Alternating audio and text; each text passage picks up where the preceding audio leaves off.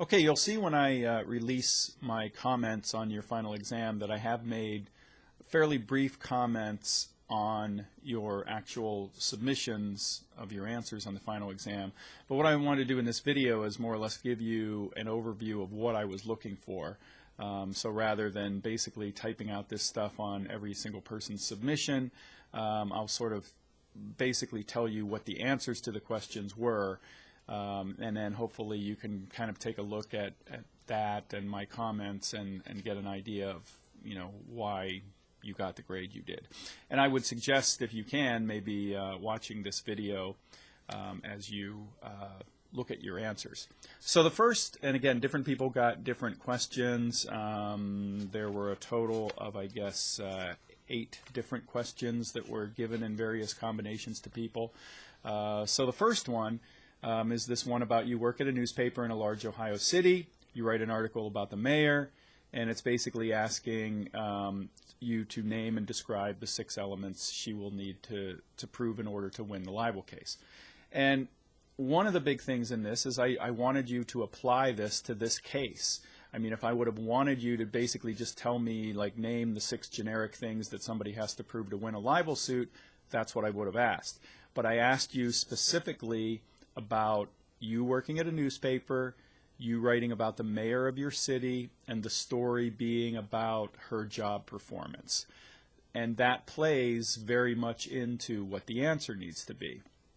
So the 6 elements are publication, and again, applying it to this case, since it is a newspaper, she really wouldn't have to do anything to prove that. Because it was in the paper, it would have been considered published. Identification, we need to make sure that we have, she needs to prove that she has been identified. We can assume that is the case, that we mentioned her name, we mentioned that she is the mayor of the city. That probably shouldn't be an issue. The defamation, so we have to have said something that was damaging to her reputation. And clearly in this case, if she is basically, spending city money on personal trips, that's not a good thing to be doing, and it reflects badly on her as a person and as the mayor. So then when we get into the falsity and fault, this is where it becomes extremely important to apply it to this case. She is the mayor. She is a public official. She is elected, which basically means that she has to prove actual malice and she has to prove falsity. And so I needed you to, apply those things to this case. So you needed to say that because she is elected as the mayor of a city, she is a public official, and thus she has to prove falsity. She also has to prove actual malice. And you needed to mention what actual malice means. It essentially means that I either knew the story was true, or I either knew the story was false or should have known, and I printed it anyway. And so you definitely needed to have those things in there. And then finally, injury is basically just the aspect of damages and, that she was actually damaged in some way by the story. Okay, question number 2 is describe the differences in content regulation between broadcast stations, basic cable, premium cable, and online. Why do these differences exist? So once again, we've got sort of 4 different categories there, and what I needed you to do was essentially explain to me what the differences are between those 4 categories and why they are there.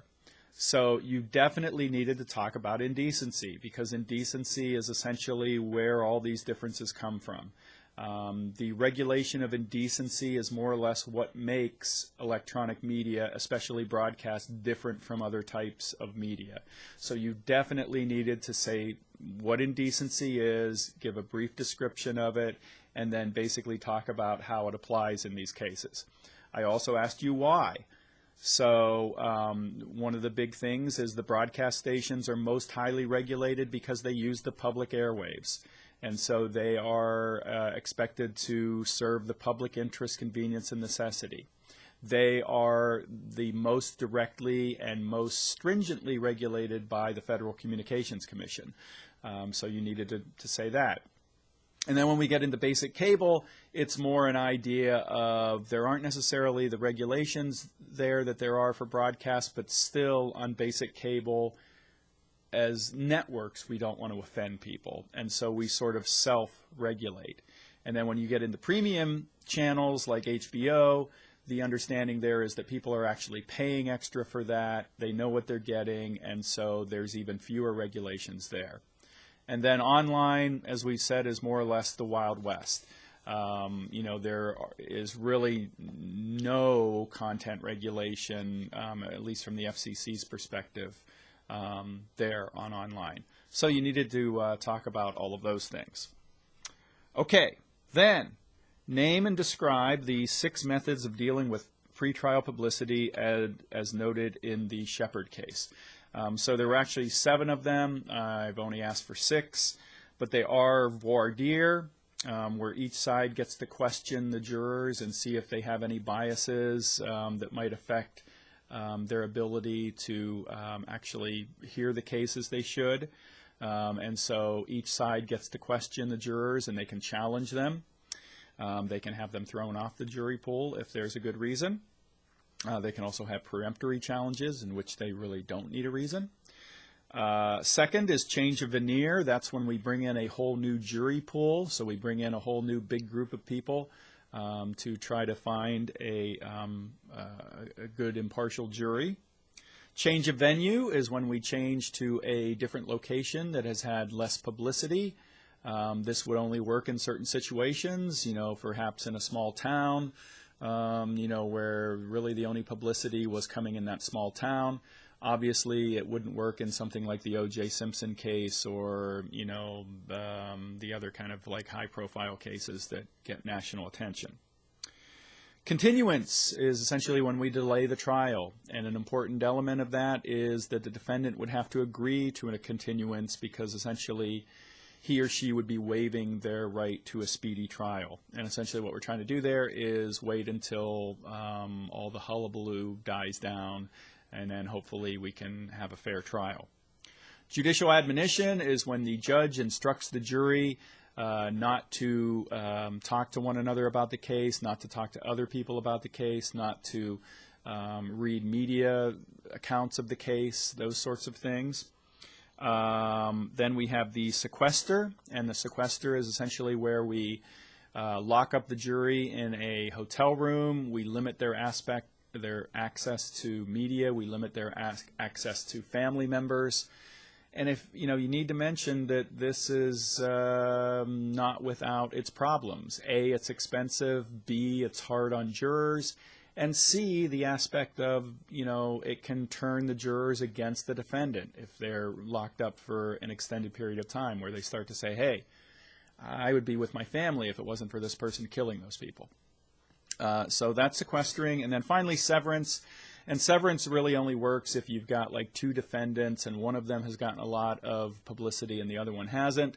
In a severance, you basically split the trial and try the person who hasn't had as much publicity separately from the other person. Okay. Then the next one is name, briefly describe, and give examples of the 4 criteria used to determine if use of a copyrighted work is considered a fair use. Well, one is we look at the nature of the use, and a big and important thing there that you really needed to talk a little bit about was the idea of transformative value, where we really, we're looking at, has your use actually taken this and made it into something different or better? Or I shouldn't say better necessarily, but has it, essentially taken it and transformed it into something different? So you haven't just sort of copied it, but you've sort of used part of it and essentially made it into something different than what the original copyright was. Generally speaking, education and non-commercial uses are also viewed more favorably, but it isn't a blank check. I mean, just because you're using something for education doesn't mean you can steal whatever you want. Secondly, we look at the nature of the copyrighted work. For example, if it's consumable, like a puzzle book, where if you do it once, you've basically used it up. That is going to be less likely to be considered fair use if you do something with that, if you make copies of a Sudoku, however you say that book. Also, if something is out of print, so if it's no longer available, well, then that's going to be more likely to be considered fair use because you can't get the original anymore. And then third aspect you needed to address there was the idea that the copyright holder has the right to publish something first. And that brings up that case about Gerald Ford in the Nation magazine where they printed a bunch of stuff from an article or a book before it was actually released. If you do something like that, it's probably not going to be considered a fair use. Then we look at the amount of the work used, and it was important there for you to use the word proportion because that is what is important. The higher proportion you use of a copyrighted work, the less likely it is considered a fair use. So if you use 2 paragraphs out of a 600-page book, well, that's a very low proportion, and that's probably fair use. But if you use 2 paragraphs out of a 4-paragraph poem, well, that's probably not going to be considered a fair use because proportion is important. And then finally, we look at the effect on the market for the original. And that is, in many cases, the most important thing courts look at, so you needed to mention that. And that is essentially saying, are people going to use what you've done as a substitute for the original? And if the answer is yes, well, then that is less likely to be considered a fair use. Okay, then we have the label, the parts of the citations. And what does each part indicate? So Citus versus FR Publishing, that's the name of the case. The first party is going to be the initiator of the case, either the plaintiff or the appellant. Now, again, you need to apply to this case since we know that this is a Court of Appeals case. This is the appellant. Okay, so the appellant is Citus, the appellee is FR Publishing. 113 is the volume number. F2D is the name of the book series, and you needed to mention that this is Federal Reporter, second series. And that is a reporter, obviously. 806 is the page number that the case begins on. And then the Second Circuit, 1940. 1940 is obviously the date. And Second Circuit tells us that this is a case decided by the Second Circuit Court of Appeals. So you needed to mention all of those things. Okay, next up, we've got describe the differences between the Roth and Miller standards for determining if a work is obscene. Well, the two main things there are that in Miller, well, both Roth and Miller, first of all, had this idea of community standards. However, in Roth, the initial case, we understood community standards to mean like that there was an American community, that we had like these standards as Americans.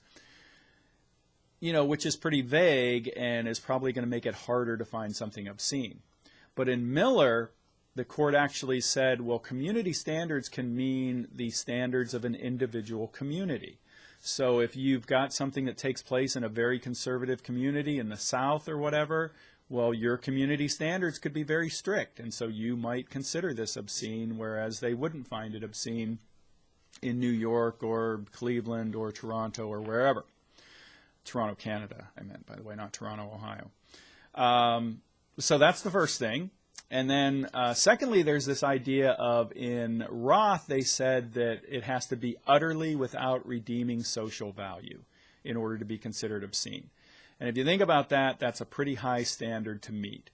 But in Miller, they said it lacks serious artistic, literary, political, blah, blah, blah value. So obviously the phraseology there has changed and makes it much easier to find something obscene under Miller than it did under Roth. So those are the two main things I was looking for there. Now we've got next up, name and describe the 4 basic types of privacy. That is, first of all, intrusion, and that's where you intrude upon somebody's solitude. You need to address the differences between being in a public place and being in a private place. If you're in a public place, you really have no right of privacy, and so there probably isn't such a thing as intrusion. But if you're in a private place, well, then you do have, the expectation that people aren't going to intrude on you. You do need to mention that intrusion only requires the act itself, so it doesn't actually require publication of anything. Just the mere fact of you being intruded upon means that your privacy has been violated. Second type of privacy is private facts, where they reveal something that you consider private or you don't want publicly to be known. Hugely important thing to mention there is the idea that if the media can show that it's of public interest, that trumps it being offensive to you. So if what they have revealed can be shown to be in the public interest, that means that it's not an invasion of privacy. So that trumps the idea of it being embarrassing to you. False light is kind of like libel. That's where you give a false impression about somebody. You maybe not necessarily out and out lie about them, but you give a false impression. This happens a lot by use of photos and video, generic photos and video to illustrate a story, and then you end up showing somebody and saying that 50% of people have AIDS, and you've kind of shown these two people, and they could sue you because you're basically implying that they have AIDS, or whatever other kind of thing that you might do in that situation. And then finally, appropriation. And appropriation is a unauthorized commercial use of somebody's name or likeness. And so in appropriation, we have the right of privacy, and you kind of get into that whole shame and humiliation where you don't want, your picture to just suddenly show up on a box of Depends as being a spokesperson. And then secondly, and more importantly for people who are celebrities, this right of publicity, where if your public image is worth something, you should be able to control who gets to use that and who doesn't. And so those are the four main kinds of privacy. And then finally, we have name and describe the 6 sources of law as discussed in class. What kind of entity creates each? First is the Constitution, created by the Constitution. It's the supreme law of the land. Nothing else can conflict with the Constitution. Then we have common law, which is law that comes from courts. You needed to mention the idea of court decisions and precedents there. That's how we create common law. Law of equity also comes from courts, and it is decisions that deal with very specific issues. So, for example, injunctions, restraining orders. Law of equity also comes into play when we talk about divorces and child support and alimony and those sorts of things. Statutory law comes from legislatures, so the United States Congress, for example, and state legislatures. Statutory law usually deals with issues that affect a lot of people, and so that's why those laws are passed by the legislative bodies. Administrative law is passed by administrative agencies that deal with very specialized issues like the Federal Communications Commission or Securities and Exchange Commission.